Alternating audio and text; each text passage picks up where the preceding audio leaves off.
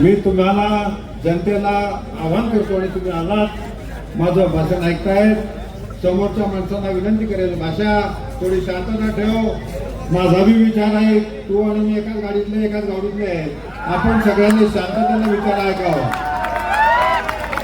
मी सगळ्या कार्यकर्त्यांना टाळ्या वाजवणाऱ्यांना विनंती करेल मी भाऊच्या विरोधात एक शब्दही बोलणार नाही तुम्हाला मान्य आहे सगळ्यांना बोलू का नको बोलू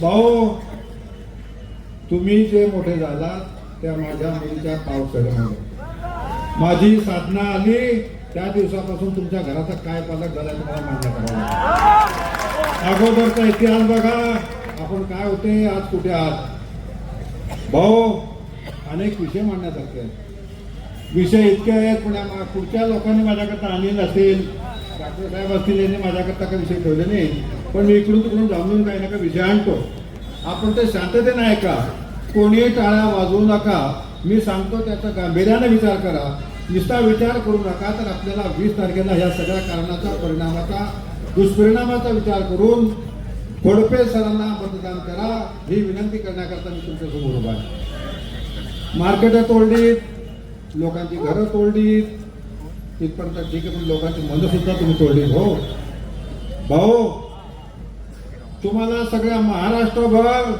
ज्यांनी अपप्रचार केला ज्यांनी शिड्या काढल्या ज्यांनी बिड्या काढल्या सगळ्या भारतात तुमचं एकच नाव झालं की भाऊची शिडी प्रसिद्ध झाली भाऊची शिडी प्रसिद्ध झाली त्या माणसाला तुम्ही काढलं आणि गेल्या 2-3 दिवसा अगोदर शरद पवार साहेबांच्या सभेत ते माझ्याकडे आले ते आमच्या पक्षात प्रवेश करणार होते आम्ही म्हटलं भाऊ आमच्या पक्षात असे लोक काही चालत जो घरात बसतो तो त्या तांडीत खातो आणि त्या ताळीचा छेद पाडतो अशा माणसाला आम्ही काही प्रवेश देत नाही तुम्हाला सगळ्यांना आवडणार नाही किंवा पटणार पण नाही तो इसम माझ्याकडे 4-5 तास बसलेला होता तितक्या 4-5 तासात भाऊंचे निदान 10 फोन आले असतील की तू इधर आ चॉकलेट फॅक्टरी में आ आणि त्यांना परत पक्षात प्रवेश करून घेतला काय गणित आहे भाऊंचं मलाही काही कळलं नाही अनेक कामं झाली वॉटर सप्लाय झाली असेल अगोदरच्या वक्त्यांनी सगळं सांगितलेलंच आहे भ्रष्टाचाराचा महामेरू असेल 5,000 कोटी रुपये आणलेत म्हणतात तुमचं खूप कौतुक केलं पाहिजे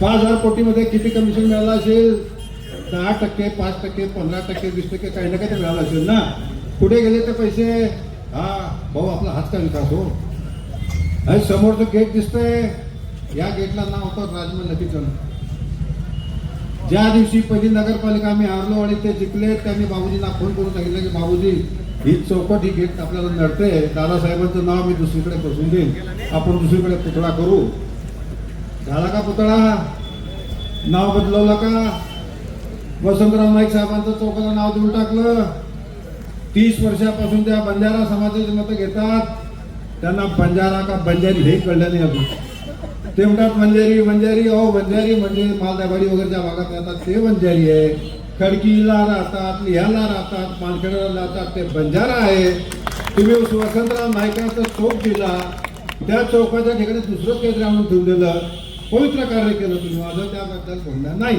हो पण त्यांना तुम्ही सुधाकर नाव असतील वसंतराव नाईक असतील ज्या माणसाने 11 वर्ष या देशाची सेवा केली त्याचा पुतळा बसवतो म्हणून सांगितलं कुठे गेला पुतळा हो अनेक वचनं देतात आपण आणि ते इलेक्शनच्या नंतर आपण सगळे मागच्या आठवड्यात त्यांना कोणतरी विचारलं भाऊ मारवाडी समाज काय करेल अरे सालों को फोन करा कि रात में गांड में शेपू डाल के यहाँ पकते हैं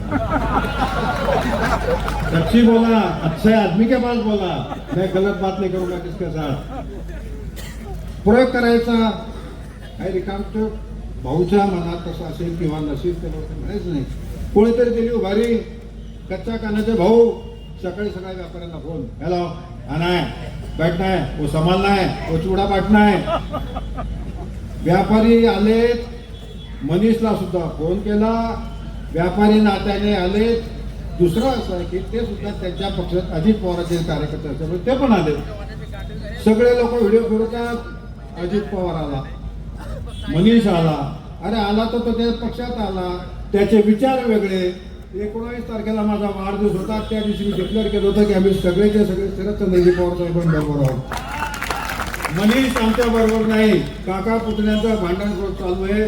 त्याच वेळेस शरद पवार साहेबांचा विषय झाला होता आणि आम्ही त्याच दिवशी केलं होतं की मनीष आमच्या बरोबर नाही.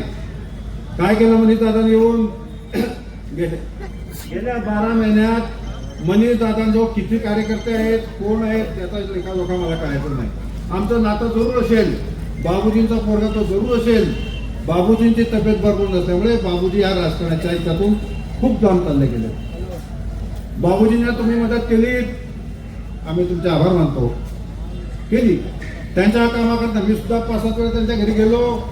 आमचा श्रीराम महाजन म्हणतो काम होतं तर घडीघडी चक्रा मारायचे. अरे तुला आम्ही 30 वर्ष मतदान द्यायला लावलं ना. कोणाच्या वर्षाला आम्ही आमच्या जातीचे लोक सोडले, पातीचे सोडले, पक्षाचे सोडले. जो बसले हे बरे आम्ही सगळे मतदान करून तुम्हाला मोठं केलं. एका मताची किंमत काय तुला माहिती आहे? अटल बिहारी सरकारचं राज्य पडून गेलं तर देश पडून गेला. आता आमचे तुम्ही 15 वर्ष मतं घेतली आणि तुम्ही काय ते तेवढ्या बाबूजींना मदत केली. आम्ही तुमच्या आभारच मानतोय. पण नाही केलं ती तुम्हाला सांगताय ना. 30 वर्षानंतर आम्ही तुम्हाला संधी दिली. आता सुद्धा भाऊ तुम्ही पडलेले आहात. कोणत्या दिवशी पडले भाऊ तुम्ही? ज्या दिवशी संजय गरुडला तुम्ही पक्षात प्रवेश केला त्याच क्षणाला तुम्ही पडलेले होते. आतापर्यंतच्या इतिहासात त्या माणसाने एकही वेळेला विधानसभा, कोणती सभा, कोणतेही राजकारण जिंकलेलं नाही. तो माणूस ज्या घरात जातो तो पक्ष फेल झालेला असतो. तो माणूस तुम्हाला आम्हाला पाडायची गरज नाही भाऊ. त्या दिवशी पडलेले होते. आम्ही पण उठलो. मग म्हटलं हा गेला तिकडे, आपली लाटली लागली. माणसं शोधण्याचा प्रचार केला. माणूस कोण शोधायचा? आमच्याकडे जे होते त्यांच्यापैकी आम्हाला गणित जमत नव्हतं. आम्ही म्हटलं की भाऊच्या घरातले जे मतं सुरू करून आणील, जो बंबार्डिंग करील त्याला आपण तिकीट द्यावं. शोध झाला, बोध झाला आणि खोडपे सरासारखा एक मास्टर प्राणी आमच्या समोर आला. अनेक प्रयत्न केले गेले. आम्ही त्यांना समजवलं, शिकवलं. साधारण शिक्षक माझ्याकडे पैसे नाही आहे. आम्ही निर्णय घेतला की तुम्हाला उभं राहायचं, बाकीच्या गोष्टी जसं जसं जमतील तशा पद्धतीने आपण करू. लोक असताना वर्गणी देत आहेत, पैसे देत आहेत. सरांना जसं माहीत पडलं भाऊ 2 महिन्यात आजपासून 2 महिन्यापूर्वी त्यांना कळलं की सर उभे राहत आहे. तोपर्यंत माझं सगळं ब्लाइंडमध्ये काम चालू होतं. शरद पवार साहेबांच्या घर 4 मिटिंगा झाल्या, आणलं तिकीट फायनल झालं आणि त्याच्यानंतर त्यांना कळलं की सर उभे राहत आहेत. सराची परवानगी, सराला उभं राहू नये म्हणून अनेक युक्त्या कृत्या करण्यात आल्या, अनेक प्रलोभन देण्यात आली.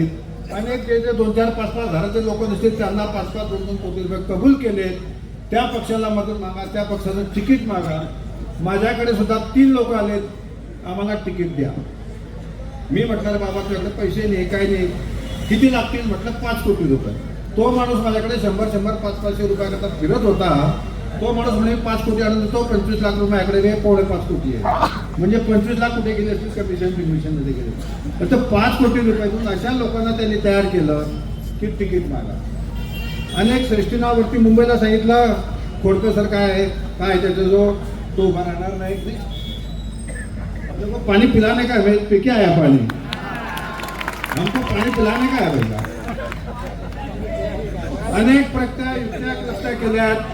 मंत्र्यांना सांगण्यात आलं, पक्षाच्या श्रेष्ठींना सांगण्यात आलं या खोडकेसर टिकणार नाही, हा पैसे घेऊन फुटून जाईल. मी तुम्हाला सांगतो फॉर्म भरण्याच्या 2 दिवसा अगोदर सुद्धा खोडके सरांना भाऊंनी जळगावच्या विमानतळावर बोलवलं. अगोदर फोन केला, भेटायला या. येतो. मी मला विचारलं त्यांनी काय करू? म्हटलं भेटायला. तुमच्या जुने संबंध मी काय करू? तुम्हाला उभं राहायचंय ना? म्हणा उभं राहायचं. मग फत्तेपुरून फोन आला, म्हणे मला पिपरीच्या विटाच्या थप्पीवर आहे. तिथे सर 2 तास बसले, लटकून ठेवलं भाऊंनी. अरे अरे अरे मला काम निघालं, मी लोहाऱ्याला चालला गेलो. लोहाऱ्यावर निघाले. संध्याकाळी 5 वाजता फोन येतो विमानतळावर याचं. विमानतळावर गेले. सरांनी स्पष्टपणे सांगितलं की भाऊ मी भाजपचा होतो आहे, राहील. मला मोठ्या मोठ्या लोकांनी बोलवलं आणि मुंबईला नेऊन शरद पवार साहेबांची मिटिंग झाली. अजून कोणत्या पक्षाला तिकीट सुटेल हे आपल्याला कोणाला माहीत नाही. जर मला तिकीट मिळालं तर मी उभा राहील. भाऊंना त्यांनी स्पष्टपणे सांगितलं